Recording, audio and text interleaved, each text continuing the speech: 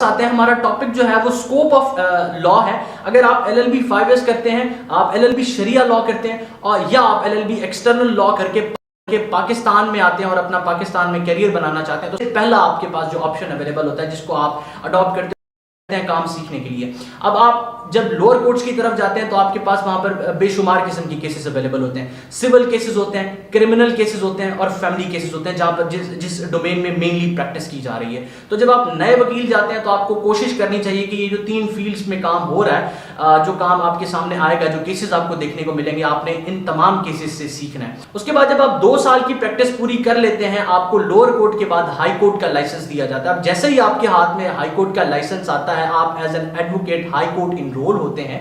उसके बाद जब लाहौर हाई कोर्ट या फिर आपका जो भी प्रोविंस है उसका हाई कोर्ट सीट्स जो है ना अनाउंस करता है सिविल जज कम जुडिशियल मजिस्ट्रेट की, ठीक है, BS 17 की जो है ना ये जॉब्स होती हैं, सिविल जज कम जुडिशियल मजिस्ट्रेट। अब आप इस एग्जाम में अपेयर होने के लिए एलिजिबल हो जाते हैं। तो यहां पर एज एन एडवोकेट आपके पास 3 चांस होते हैं कि आप 35 साल की उम्र से कम या 35 साल की उम्र तक हैं तो 3 बार आप जुडिशियल एग्जाम अपनी लाइफ में सिविल जज का दे सकते हैं। सिविल जज कम जुडिशियल मजिस्ट्रेट का एग्जाम लाइफ में आप 3 बार दे सकते हैं। आप 35 साल से कम आपकी एज होनी चाहिए।